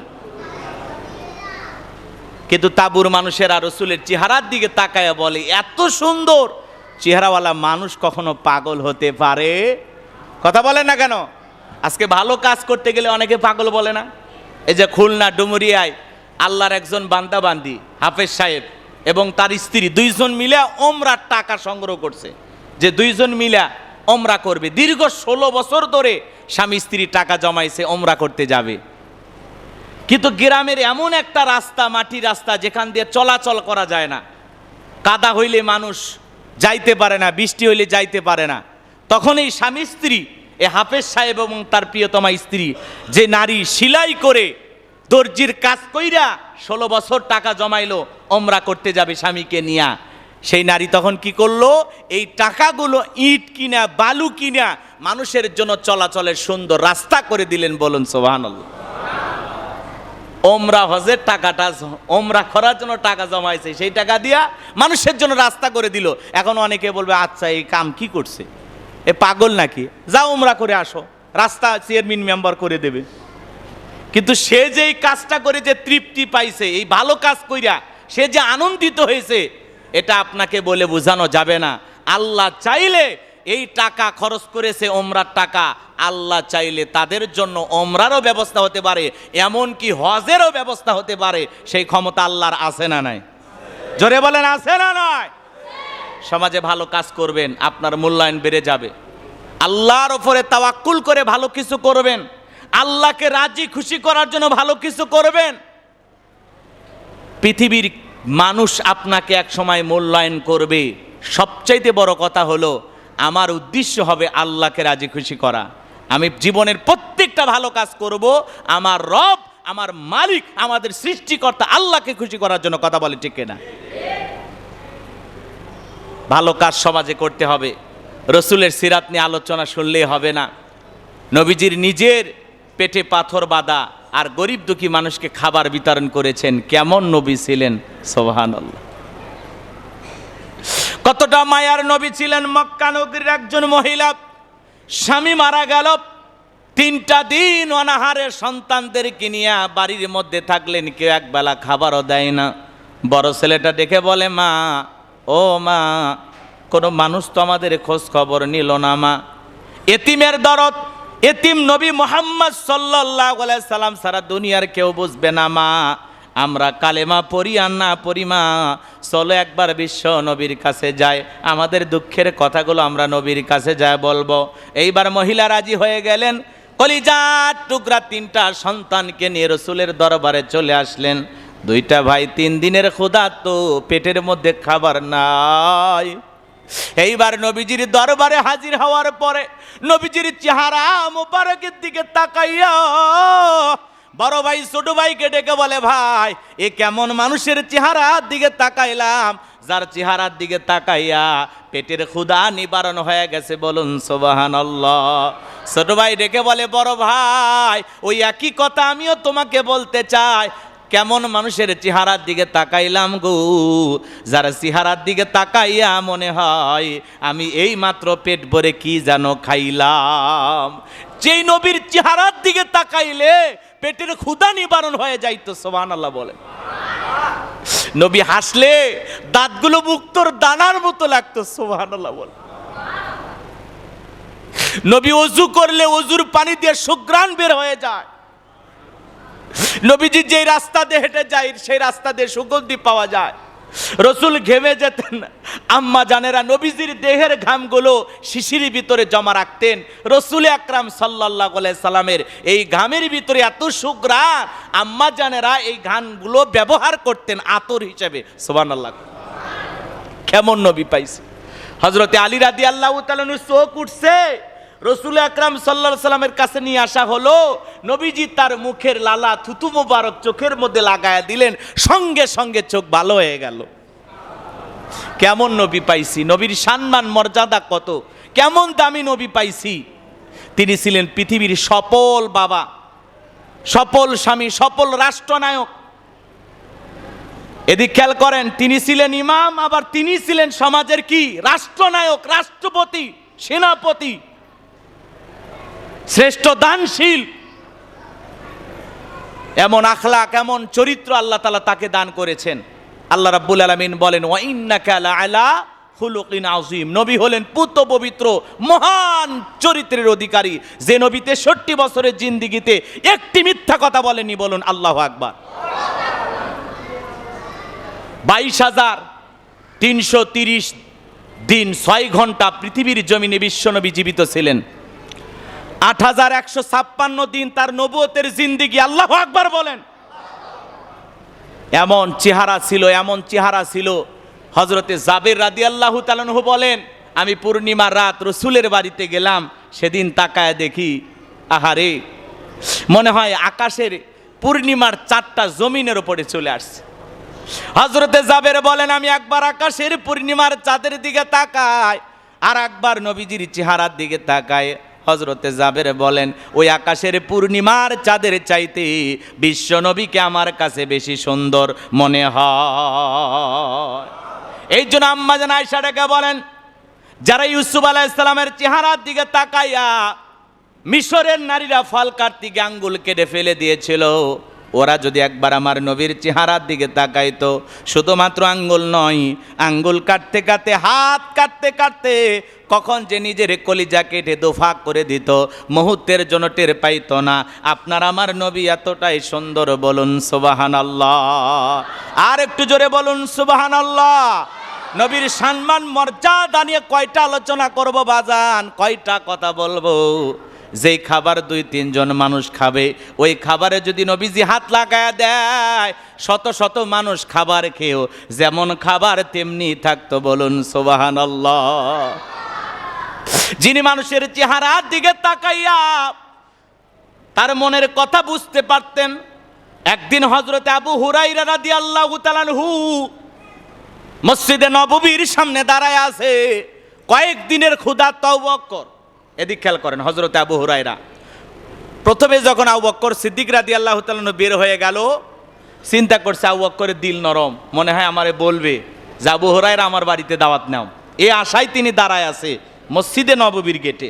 আল্লাহু আকবার বলেন। হযরতে আবু বকরের সাথে আবু হুরায়রার সালাম বিনিময় হয়ে গেল, চলে গেল, দাওয়াত দিলেন না। এরপরে হযরতে ওমর ফারুক রাদিয়াল্লাহু তাআলা আনহু বের হয়ে গেল, দাওয়াত দিলেন না। হযরতে আবু হুরায়রা মনে মনে কষ্ট পায়, আহারে বড় ক্ষুধার্ত, কেউ দাওয়াত দিলেই গ্রহণ করব। কথা বোঝেন নাই মনে হয়, ক্ষুধার্ত মানুষ। যদি একবার কেউ বলে আবু হুরায়রা আমার বাসায় চলো, আজকে তোমার দাওয়াত, দেরি করব না, খালি মুখ ফুটে বলতে দেরি। এই অপেক্ষায় হযরতে আবু হুরায়রা নবীর সাহাবী দাঁড়িয়ে আছে। সুবহানাল্লাহ বলবেন না? একে একে সবাই চলে গেল। সবার শেষে যিনি মসজিদে নববী থেকে বের হলেন, আখিরি পয়গম্বর মুহাম্মদ রাসূলুল্লাহ সাল্লাল্লাহু আলাইহি সাল্লাম, ডেকে বলেন, আবু হুরায়রা তুমি আসছো? তখন বলতেছে, হ্যাঁ হুজুর আমি আসছি। কয় চলো আমার সাথে আমার বাসায় চলো। রসুল তখন হযরতে আবু হুরায়রাকে সঙ্গে নিয়ে বাড়িতে চলে গেলেন। যাওয়ার পরে ডেকে বলে, আয়েশা বাড়িতে খাবার কোনো কিছু আছে? ডেকে বলে, কিছুক্ষণ আগে 1 পেয়ালা দুধ হাদিয়ে আসছে। কয় পেয়ালা? 1 পেয়ালা দুধ হাদিয়ে আসছে। রসুল বলেন, যাও এটা নিয়ে আসো। দুধের পেয়ালা নিয়ে আসা হলো। হযরতে আবু হুরায়রা তার হাতে বিশ্ব নবী দেবেন। আবু হুরায়রা মনে করছে যাক দুধের পেয়ালা পাওয়া গেছে, খেয়ে ফেলে দেব। রসুল তখন বলতেছে, আবু হুরায়রা আসহাবে সুফার ভিতরে যারা আছে ওরাও মনে আজকে খাবার পায় না, যাও ওদেরকে তুমি নিয়ে আসো। সুবহানাল্লাহ বলেন। হযরত আবু হুরায়রা চিন্তা করি, এক পেয়ালা দুধ রসুল আমারে দিলে আমি খেয়ে ফেলে দিতাম, আবার আসহাবে সুফফার যারা আছে তাদেরকেও ডাকতেছে। ভালো করে বোঝেন, আসহাবে সুফফার ভিতরে যারা ক্ষুধার্ত ছিল সাহাবীরা, তাদেরকে ডেকে নিয়ে আসা হলো। সম্মানিত হাজরিন, এইদিকে আম্মা জানেরা যারা আছে তারাও তো খায় না এক পেয়ালায় দুধ। এখানে বাড়ির লোকদেরও কি আছে, হক আছে। রসুল আকরাম সাল্লাল্লাহু আলাইহি সাল্লাম তখন পেয়ালাটা নিয়ে, এদিক খেয়াল করেন, হযরতে আবু হুরায়রা হাতে দিয়ে বলতেছে, সবাইকে এই পেয়ালা থেকে দাও। কয় পেয়ালা দুধ? সবাইকে দিতে বললেন। সুবহানাল্লাহ বলবেন না? আসহাবে সুফফার যারা ছিল সবাই তৃপ্তি সহকারে এই পিয়ালার দুধ পান করলেন। হযরতে আবু হুরায়রা তাকায় দেখে পিয়ালার দুধ 1 ইঞ্চি কমেও নি বাড়েও নি, যেই পরিমাণ রসুল হাতে দিয়েছে সেই পরিমাণে তার কাছে আছে। আল্লাহু আকবার বলেন। এইবারে বিশ্বনবী ডেকে বলে, আবু হুরায়রা তুমি পান করো। হযরতে আবু হুরায়রা একবার খাইলেন, রসুল বলেন আবার খাও। এরপরে তিনি আবারও খাইলেন, রসুল বললেন আবারও খাও। হযরতে আবু হুরায়রা এবার খায় পেটটা ভরে গেছে, ডেকে বলে, নবী আর খাওয়ার মতো জায়গা নাই। তাহলে চিন্তা করেন বাজান, কেমন নবী পাইছি, কেমন মুজিজা আল্লাহ তাকে দিয়েছিলেন। এক পেয়ালা দুধ শত শত সাহাবীরা খাইয়া যেমন পেয়ালার দুধ তেমনি থাকতো। সুবহানাল্লাহ বলেন। যেই ছাগলের স্তনে দুধ নাই, নবী হাত লাগায় দিলে দুধে পরিপূর্ণ হয়ে যাইতো। সুবহানাল্লাহ বলেন। কেমন সোনার নবী পাইছি গো। সেই নবীর জীবন আদর্শ পৃথিবীর জমিনে বাস্তবায়ন করতে হবে। এই জন্য আল্লাহ রাব্বুল আলামিন পবিত্র কুরআনুল কারীমের সূরা আরাফের 158 নম্বর আয়াতের মধ্যে জানায়া দিলেন, কুল ইয়া আইয়ুহান নাসু ইন্নী রাসূলুল্লাহি ইলাইকুম জামিআ। আর একটু জোরে বলুন আল্লাহু আকবার। আল্লাহ রাব্বুল আলামিন বলেন, নবীজি আপনি মানুষকে বলুন, হে মানুষ, আমি তোমাদের সকলের জন্য আল্লাহ রাব্বুল আলামিনের পক্ষ থেকে রসুল হিসাবে প্রেরিত হয়েছি। বলুন সুবহানাল্লাহ। আর একটু জোরে বলুন সুবহানাল্লাহ। বিশ্বনবী মুহাম্মদ রাসূলুল্লাহ সাল্লাল্লাহু আলাইহি সাল্লামকে আয়াত দ্বারা তার রিসালাতের স্পষ্ট প্রমাণ আল্লাহ তাআলা দিয়েছেন। রসুল আকরাম সাল্লাল্লাহু আলাইহি সাল্লাম রসুল হিসাবে পৃথিবীর জমিনে প্রেরণ হয়েছেন। তিনি ছিলেন সার্বজনীন রিসালাতের প্রমাণিত হওয়ার জন্য। এই আয়াতের ভিতরে আল্লাহ পাক স্পষ্ট করে জানিয়ে দিয়েছেন, নবীজি আপনি মানুষকে বলে দেন, জানায়া দেন, আমি আল্লাহর পক্ষ থেকে আল্লাহর প্রেরিত রাসূল। সুবহানাল্লাহ বলেন। আপনার আমার নবী মুহাম্মদ রাসূলুল্লাহ সাল্লাল্লাহু আলাইহি সাল্লাম আল্লাহ রাব্বুল আলামিন আপনার আমার কাছে পাঠিয়েছেন রসূল হিসাবে, সত্য কিতাব দিয়ে পাঠিয়েছেন, যেই কিতাবের নাম কোরআনুল কারীম। সুবহানাল্লাহ বলবেন না? সেই কোরআন আমাদের কাছে আছে না নাই? এই কোরআনের ভিতরে এমন কোনো কথা আছে যেই কথা নাই?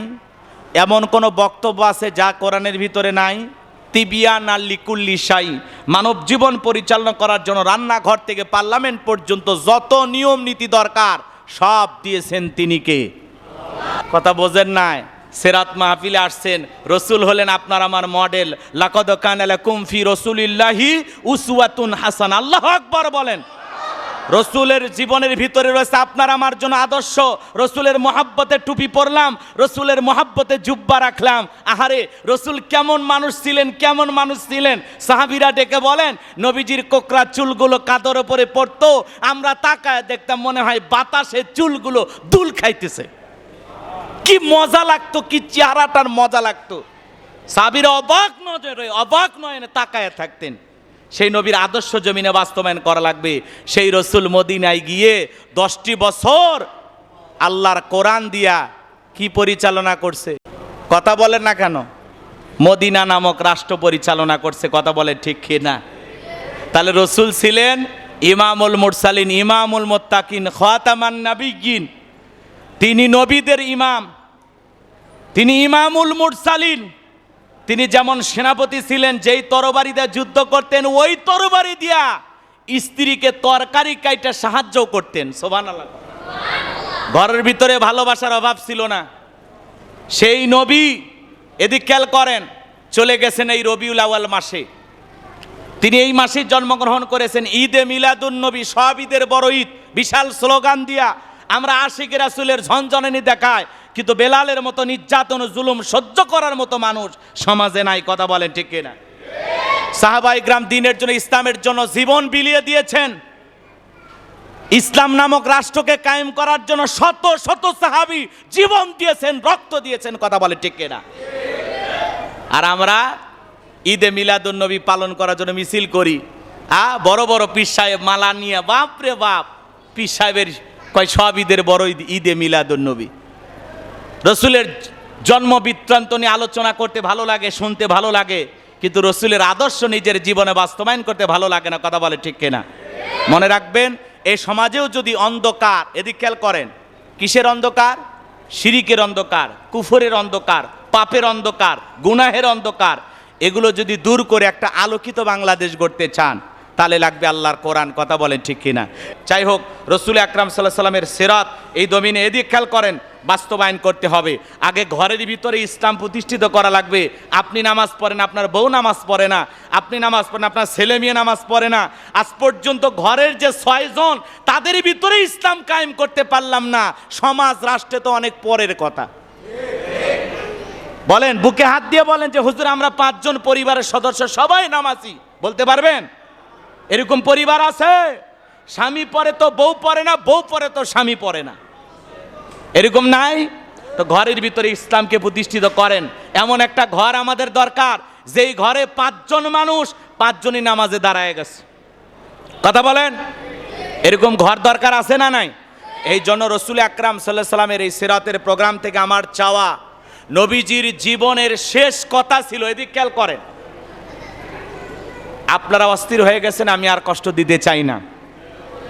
এই ওয়াজি মাহফিলে যখন করি, মোটা অঙ্কের হাদিয়াও পাই, শ্রোতারা তো কয় হুজুর সেই ওয়াজ করতেছে, কিন্তু ফিরি ফিরি খিচুড়ির বিনিময়ে ওয়াজ, তো খুব একটা মজা লাগতেছে না আপনাদের? অনেকে বিরক্ত হচ্ছেন, তার বিরক্ত করারও দরকার নেই। বাজান, আমি খারাপ কিছু বলছি? এতক্ষণ পর্যন্ত যে কথাগুলো বলছি, বলেন তো বাজান, আপনাকে আক্রমণ করে কোনো কথা বলছি? আমি আপনার কল্যাণকামী, আমি আপনাদের দুশ্মন নয়, আমি আপনাদের বন্ধু। আমি চাই আপনি মুত্তাকি হয়ে, নেককার হয়ে, আল্লাহর খাঁটি বান্দা হয়ে, জান্নাতি মানুষ হয়ে মৃত্যুবরণ করেন। এটা আমার দিলের চাওয়া। কথা বলে ঠিক না? আমি তো চাই পালসার সমস্ত মানুষ আল্লাহর জান্নাতে প্রবেশ করুক, এটা আমার চাওয়া। চাওয়া, কথা বলেন না কেন? আপনারা জান্নাতে গেলে কি আমার জায়গা কম পড়বে? আল্লাহ যেন আপনাদের সাথে আমারেও জান্নাত দেয়। জোরে কোন আমিন। কি কথা বলবো? শেষ কথা, নবীজির ইন্তিকালের সময় গভীর মনোযোগ দিয়ে কথাটা শুনে যান। এতক্ষণ অনেক এলোমেলো করেছেন, বাজান দিলটা নরম করে কথাগুলো শুনে যান। নবীজির ইন্তিকালের সময় নবীজি অসুস্থ, বিছানায় পড়ে আছেন। আরে ফাতেমা অজরে চোখের পানি ছেড়ে দিয়ে কান্না করতেছেন। ফাতেমার চোখের পানি দিকে নবীজি ডেকে বলে, ও ফাতেমা, তোমার চোখের পানি আমি সহ্য করতে পারি না মা, তুমি আমার কাছে আসো, তোমার কানটা আমার মুখের কাছে লাগায়া দাও। নবীজি কানে কানে কি যেন বললেন, হযরতে ফাতেমার কান্না বন্ধ হয়ে গেল। আম্মা জান আয়েশা জিজ্ঞাসা করেন, ও আমার মেয়ে ফাতেমা, তোমার আব্বাজান কি এমন কথা বলল মা, যার কারণে তোমার কান্না বন্ধ হয়ে গেল? হযরতে ফাতেমা ডেকে বলে, মা, আমার বাবা আমাকে বলেছেন, মা কান্না করিস না, আমার ইন্তিকালের পরে সর্বপ্রথম তোর সাথে আমার সাক্ষাৎ হবে। আমি বুঝতে পেরেছি মা, বাবার ইন্তিকালের পরে বেশি দিন পৃথিবীর জমিন আমাকে জীবিত থাকা লাগবে না। নবীজির ইন্তিকালের মাত্র 5-6 মাস পরে ফাতেমা ইন্তিকাল করেছিলেন। ও মা বোনেরা, যারা আলোচনা শুনতেছেন গভীর মনোযোগ দিয়ে কথাগুলো শুনে যান। বিশ্ব নবীকে সালাম দেওয়ার জন্য জিবরাইল দরজায় দাঁড়ায় গেছে। নবীকে সালাম দিলেন, আসসালামু আলাইকুম ইয়া রাসূলুল্লাহ ইয়া হাবিবাল্লাহ হুজুর। নবীজিকে সালাম দেওয়ার পরে জিব্রাইল জিজ্ঞাসা করে, নবী আপনি কেমন আছেন? আল্লাহ তাআলা আপনার স্বাস্থ্যের খবর জানতে চায়। নবীজি ডেকে বলে, জিব্রাইল আল্লাহ জানার পরেও জানতে চায়, তাহলে জানায়া দাও। আমি আগের চাইতে অনেক ভালো আছি আলহামদুলিল্লাহ। কিছুক্ষণ পরে আবারও জিব্রাইল আসলেন, নবীকে সালাম দিলেন, ডেকে বলে, নবী আজকে আমি একা আসি নাই, আসমান থেকে আর একজন ফেরেশতা এসেছেন, যার নাম হলো মালাকুল মউত, যার নাম হলো আজরাইল। পৃথিবীর কারো বাড়িতে ঢোকার পারমিশন লাগে না, অনুমতি লাগে না গো নবী, আপনার অনুমতির অপেক্ষায় দাঁড়িয়ে আছে। নবীজি অনুমতি দিলেন, মালাকুল মউত নবীজির কাছে গেলেন, নবীজিকে সালাম দিলেন। সালাম বিনিময় হওয়ার পরে মালাকুল মউত ডেকে বলে, নবী আপনি যদি অনুমতি দেন তাহলে আমি আপনার রূহটা বের করব, জানটা কবজ করব। আপনি যদি অনুমতি না দেন, আমার আল্লাহ বলেছেন, খবরদার এ মালাকুল মউত বেয়াদবি করবি না। আমার বন্ধু যদি দুনিয়ার জমিনে থাকতে চায়, যতদিন মনে চায় ততদিন থাকবে। আমার বন্ধু নিষেধ করলে খবরদার আর দেরি করবি না, সেখান থেকে ফিরে আসবি। নবী ডেকে বলে, মালাকুল মউত এরপরে কি আর কোনোদিন আসবা না? মালাকুল মউত ডেকে বলে, নবী অবশ্যই আপনি যেহেতু মানুষ, একদিন না একদিন আপনাকে মৃত্যুর স্বাদ গ্রহণ করতেই হবে। আল্লাহ যেদিন ওয়ার্ডার দেবে আবার আপনার কাছে আমি আসব। এদিকে জিব্রাইল ডেকে বলে, নবী আল্লাহ তাআলা আপনার দিদারের ইন্তজামের অপেক্ষায় আছেন, আপনার জন্য দিদারের ইন্তজাম চলতেছে। নবী ডেকে বলে, মালাকুল মউত আর দেরি করা যাবে না, যেহেতু তোমাকে আবারও আসতে হবে, কষ্ট করার প্রয়োজন নাই, তুমি তোমার দায়িত্ব পালন করতে পারো। আমার ভাইয়েরা, নবীজি যখন জান কবজের অনুমতি দিলেন, মালাকুল মউত বিশ্ব নবী রূহটা বের করার জন্য বুকের ওপরে যখন হাত রেখে দিয়েছেন, নবী আমার চোখের পানি ছেড়ে দিয়া কাঁদে আর ডেকে বলে, মালাকুল মউত আর সহ্য করতে পারি না, তাড়াতাড়ি আমার বুকের ওপর থেকে হাতটা সরায় নাও। মালাকুল মউত যখন হাতটা সরায় নিলেন, নবী চোখের পানি ছেড়ে দিয়া কাঁদে আর বলে, মালাকুল মউত এই যদি হয় মৃত্যুর যন্ত্রণা কষ্ট, আমার উম্মতেরা সহ্য করতে পারবে না। ও মালাকুল মউত তুমি যখন আমার বুকের উপরে হাত রেখে দিয়েছো, আমার কাছে মনে হয় উহুদ পাহাড় আমার বুকের উপরে চেপে ধরা হয়েছে। ও মালাকুল মউত আমাকে কথা দাও, আমার উম্মতের মৃত্যুর সময় তুমি তারে কষ্ট দিবা না। কেমন নবী পাইছি, কেমন নবী পাইছি বাজান, মৃত্যুর পূর্বে উম্মতের কথা বলে না। মালাকুল মউত ডেকে বলে, নবী কথা দিলাম আপনার উম্মতের মধ্যে যারা আপনার আদর্শ মোতাবেক দুনিয়ার জমিনে চলবে, যারা হবে মুমিন মুত্তাকি, তাদের জানটা কবজের সময় আমি তাদের প্রতি ইহসান করব, যাতে তাদের কম কষ্ট হয়। এইবার মালাকুল মউত আবারও বুকের উপরে হাত রেখে দিলেন। নবী বলে, মালাকুল মউত সরায় নাও, আর সহ্য করতে পারি না, এত কষ্ট, মৃত্যুর যন্ত্রণা এত ভয়ঙ্কর, এত কঠিন আমার জানা ছিল না। আজরাইল ডেকে বলে, নবী বিশ্বাস করেন গো নবী, এই পৃথিবীর সব চাইতে কম কষ্ট দিয়া আপনার রূহটা বের করার আমি চেষ্টা করতেছি। আমার আল্লাহ বারবার বলেছেন, মালাকুল মউত রে আজকে এমন এক মানুষের কাছে যাবি যারে আমি আল্লাহ বড় বেশি ভালোবাসি। এ মালাকুল মউত খবরদার, খবরদার আমার বন্ধুর সাথে যেন কোনো বেয়াদবি না হয়। বিশ্বাস করেন গো নবী, দুনিয়ার সব চাইতে কম কষ্ট দিয়া আপনার রূহটা আমি বের করতেছি। নবী বলে, রে আজরাইল এই যদি হয় দুনিয়ার সব চাইতে কম কষ্ট, আমার উম্মতেরা তো সহ্য করতে পারবে না। এইবার তৃতীয়বার যখন মালাকুল মউত নবীজির রূহটা নেওয়ার জন্য হাত রেখে দিয়েছেন, নবীজির রূহটা বের হয়ে যাবে, এমন মুহূর্তে বিশ্ব নবী মুহাম্মদ রাসূলুল্লাহ সাল্লাল্লাহু আলাইহি সাল্লাম কয়েকটি কথা বললেন, তার মধ্যে উম্মতকে উদ্দেশ্য করে বলে গেলেন, ও আমার উম্মতেরা, আসসালাত আসসালাত, নামাজ নামাজ নামাজ, নামাজ কাজা করিও না, বলেন আল্লাহু আকবার। নবীজি রূহ মোবারক বের হয়ে যাচ্ছে, এমন মুহূর্তে নবীজি তার উম্মতকে বলে গেলেন, ও আমার উম্মতেরা, আসসালাত আসসালাত, নামাজ নামাজ নামাজ ছেড়ো না।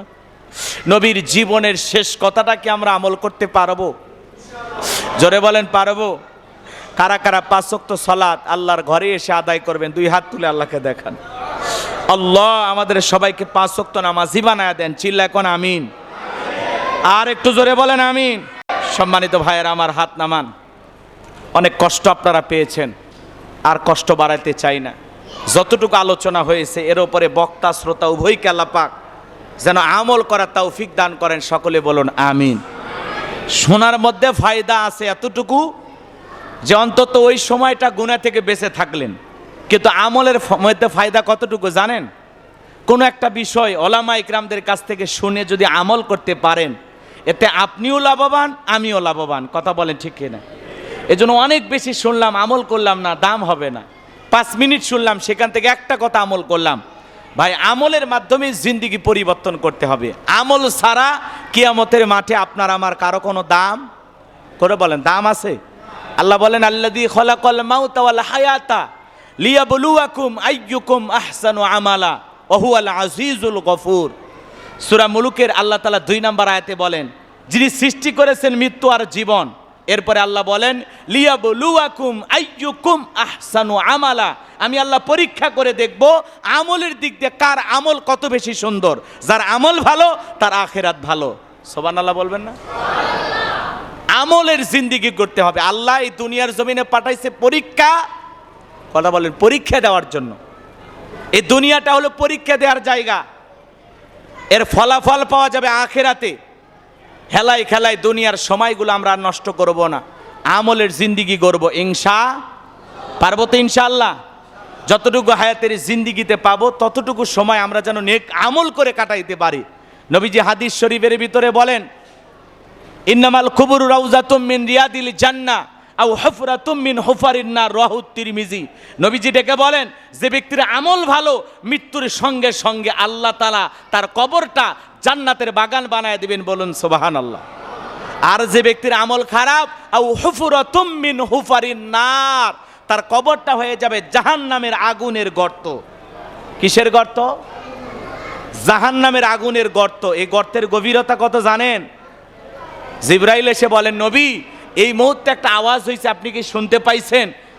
রাসূল আকরাম সাল্লাল্লাহু আলাইহি ওয়াসাল্লাম বলেন, হ্যাঁ আমি একটা আওয়াজ শুনতে পাইলাম। জিবরাইল বলে, নবী আজ থেকে 70 বছর আগে আল্লাহ তাআলা জাহান্নামের গর্তের মুখে একটা পাথর ছেড়ে দিয়েছেন। এই 70 বছর পরে এই জাহান্নামের তলদেশে গিয়ে পাথরটা এই মাত্র পৌঁছাইল। চিন্তা করছেন?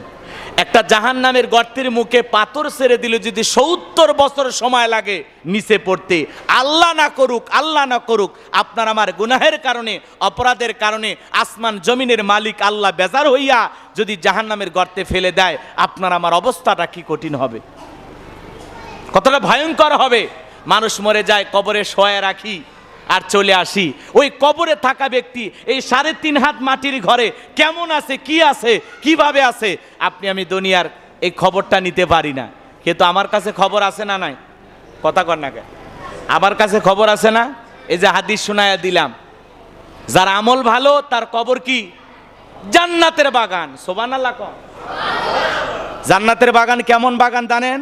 এদিক খেয়াল করেন, চোখ যত দূর যাবে তত দূর পর্যন্ত সে দেখতে পারবে। জান্নাতি ফুল দিয়ে তার কবরকে ডেকোরেশন করে দেওয়া হবে।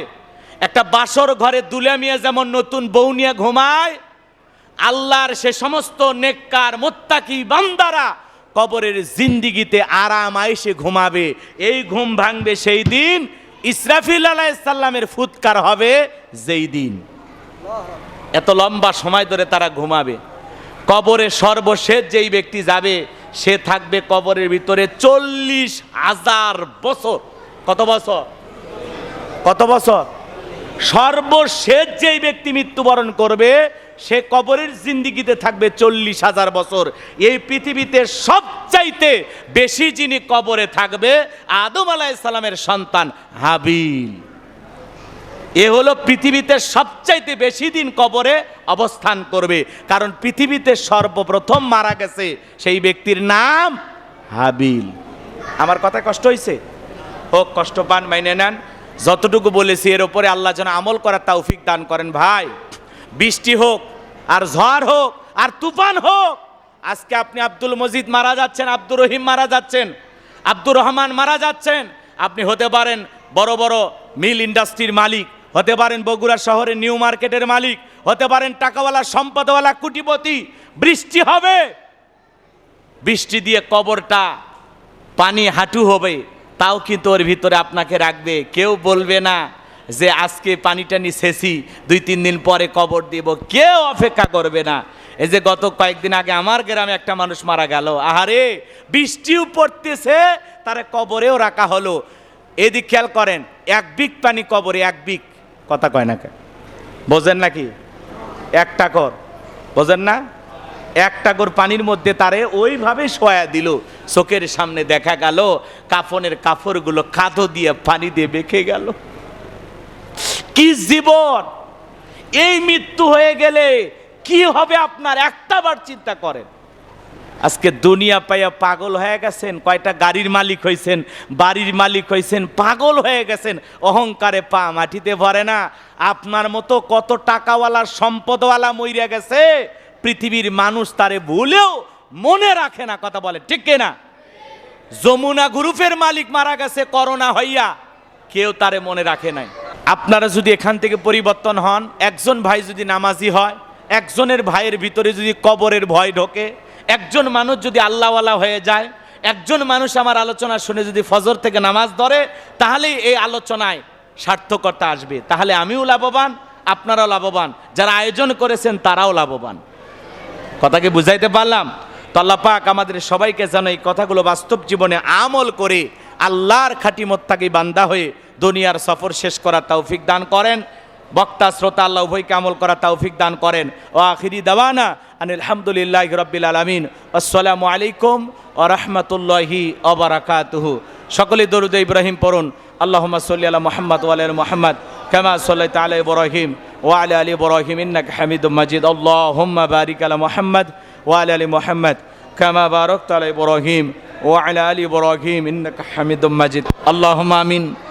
রব্বানা যালামনা আনফুসানা ওয়া ইল্লাম তাগফির লানা ওয়া তারহামনা লানাকুনান্না মিনাল খাসিরিন। রব্বানা লা তুজিগ কুলুবানা বা'দা ইয হাদাইতানা ওয়া হাব লানা মিন লাদুনকা রাহমা ইন্নাকা আনতাল ওয়াহ্হাব। রব্বুল আলামিন পালসা সরকার পাড়া শাহী জামি মসজিদের উদ্যোগে আজকের এই সিরাত মাহফিলের শ্রদ্ধাভাজন সভাপতি অশ্ব মসজিদের খতিব মাওলানা হায়দার আলী ভাইকে আল্লাহ কবুল করে নেন। রব্বুল আলামিন আলোচনা করেছেন মাওলানা আব্দুল কাদের বাস্তববাদী, কথা বলেছেন মাওলানা কামরুল ইসলাম আনসারী। আল্লাহ তাআলা যত ওলামা ইকরাম কথা বলেছেন, সকলের কণ্ঠ আল্লাহ দ্বীনের জন্য, ইসলামের জন্য কবুল করে নাও। রব্বুল আলামিন আমরা যারা হাত তুলে ধরেছি, তাকায় দেখো দরদের আল্লাহ, মাগরিব থেকে পর্যন্ত তোমার বান্দারা কোরআন সুন্নাহ থেকে কথাগুলো শুনল। মাগরিবের নামাজ আদায় হয়েছে, এশার নামাজ আদায় হয়েছে, আল্লাহ কোরআন সুন্নাহ থেকে আলোচনা হয়েছে। যত আয়াত তেলাওয়াত করেছি, যতটুকু আলোচনা করেছি, মালিক এর যা সব দান করে থাকো। সর্বপ্রথম আমাদের কলিজার টুকরা নবী মুহাম্মদ রাসূলুল্লাহ সাল্লাল্লাহু আলাইহি সাল্লামের রওজা মোবারক সোনার মদিনায় সব টুকু পৌঁছায় দাও রব্বুল আলামিন। আর পৌঁছায় দিন তাম পৃথিবীর জমিনে যত মুমিন মুমিনাত, যত মুসলিম মুসলিমাত ইমান অন্ধকার কবরে চলে গেছে, তাদের কবর আর সবটুকু পৌঁছায় দেন রব্বুল আলামিন। আর পৌঁছায় দিন আমরা যারা হাত তুলে ধরেছি, অনেকের মা নাই, বাবা নাই, এতিম বানায় কবরে চলে গেছে। জনম দুঃখিনী মার কথা কি ভোলা যায়? আদরের আব্বার কথা কি ভোলা যায়? যে মা 10 মাস 10 দিন গর্ভে ঠাই দিয়েছে, প্রসবের যাতনা সহ্য করেছে, 2-2.5 বছর বুকের দুধ পান করাইছে, নিজে না খাইয়া আমাদের মুখে খাবার তুলে দিয়েছে। ওই জনম দুঃখিনী মা গারা, বাবা গারা, এতিম সন্তান যারা হাত তুলে ধরেছে, আল্লাহ তাদের চোখের পানি জমিনে পড়ার আগে তাদের মা বাবাকে আপনি মাফ করে দেন। পিতা মাতার কবরগুলো জান্নাতের বাগান বানায় দেন। রব্বির হামহুমা কামা রব্বায়ানি সগীরা। সকলে অন্তর থেকে পড়ুন, রব্বির হামহুমা কামা রব্বায়ানি সগীরা। পিতা মাতা যাদের বেঁচে আছে, আল্লাহ পিতা মাতার খেদমত করে তাদের মুখে হাসি ফোটায় জান্নাত অর্জন করার তৌফিক দিয়া দেন। আত্মীয় স্বজন যারা কবরে চলে গেছে, এই গ্রামে পালসা এ এলাকায় যত মানুষ মাটির নিচে শায়িত, মসজিদের আশেপাশে বাজারে পুকুর পারে যত কবরস্থান আছে, আল্লাহ সমস্ত কবরবাসীর কবর আযাবগুলো মাফ করে দাও, কবরগুলো জান্নাতের বাগান বানায়া দেন। রব্বুল আলামিন, আমরা যারা হাত তুলে ধরেছি নফসের ধোকায় পড়ে, দুনিয়ার মহাব্বতে পড়ে, দিনের আলোতে রাতের আধারে গোপনে প্রকাশ্যে অনেক গুনাহ করে ফেলেছি, আল্লাহ আমাদের এই গুনাহের দিকে যদি তাকাও, জাহান্নাম ছাড়া কোনো উপায় হবে না। তুমি রহমান, তুমি রহিম, ওয়া আনতা আরহামুর রাহিমিন, তোমার অনেক দয়া আল্লাহ, তোমার বিশাল দয়ার সাগরের দিকে তাকায়া আমাদের সকলের তামাম জিন্দিগির সমস্ত গুনাহগুলো মাফ করে দাও, ওই কঠিন জাহান্নামের আগুন থেকে আমাদেরকে মুক্তি দাও। রব্বানা সরিফান্না আযাবা জাহান্নাম ইন্না আযাবাহা কানা গরামা। রব্বানা আতিনা ফিদ দুনিয়া হাসানাতাও ওয়া ফিল আখিরাতি হাসানাতাও ওয়া কিনা আযাবান নার। আল্লাহ আমাদের সবাইকে ওই ভয়ঙ্কর কঠিন জাহান্নামের আগুন থেকে মুক্তি দাও। আল্লাহ আমাদের জিন্দেগির সমস্ত পাপগুলোকে ক্ষমা করে দাও। আল্লাহ রসুলের সিরাত মাহফিল থেকে যতটুকু আলোচনা হয়েছে, আল্লাহ রসুলের করিম সাল্লাল্লাহু আলাইহি সাল্লামকে অনুসরণ করে আমাদের জিন্দেগি সাজানোর তৌফিক দিয়া দাও। আমরা যেন রসুলের ইত্তেবা করতে পারি, রসুলকে অনুসরণ করতে পারি।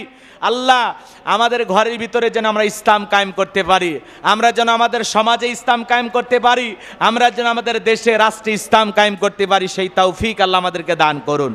আল্লাহ তামাম পৃথিবীর মুসলিম উম্মাকে হেফাজত করো। বাংলাদেশের মসজিদ মাদ্রাসাগুলো কবুল করে নাও।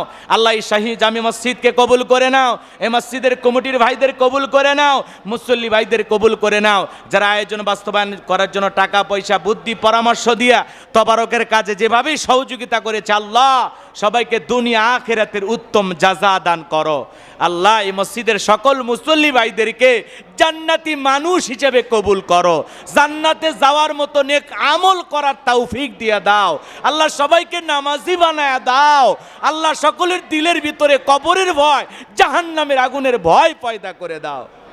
আল্লাহ আমাদের ঘরগুলোতে পরিবার পরিজন ছেলে মেয়ে সবাইকে নামাজি বানায়া দেন। আল্লাহ অনেকে দোয়া চেয়েছেন, আল্লাহ সকলের দোয়া কবুল করেন। অত্র মসজিদের সুযোগ্য খতিব আমার প্রিয় ভাই হাফিজ মাওলানা হায়দার আলী, আল্লাহ তার এলেম যোগ্যতা বাড়ায়া দেন। অত্যন্ত নরম একজন আলেম, অত্যন্ত বিনয় একজন আলেম। আল্লাহ আল্লাহ আমার ভাইয়ের হায়াতকে আপনি বাড়ায়া দেন, আল্লাহ তার এলেম যোগ্যতাকে বাড়ায়া দেন। কামরুল ইসলাম আনসারী আমার আল্লাহ ভাতিজাকেও আল্লাহ দিনের জন্য কবুল করে নেন। আল্লাহ কোরআনের পাখি আল্লামা সাইদি হুজুরের কবরটাকে জান্নাতের বাগান বানায়া দেন। আল্লাহ আজকের এই সিরাত আর মাহফিলের আয়োজন যারা করেছেন, আল্লাহ সবাইকে আল্লাহ দুনিয়া আখিরাতের উত্তম জাযা দান করো। আল্লাহ যত মানুষ হাত তুলেছে আমার সঙ্গে, আল্লাহ সবাইকে তোমার বাইতুল্লাহর মেহমান হিসেবে কবুল করে নাও।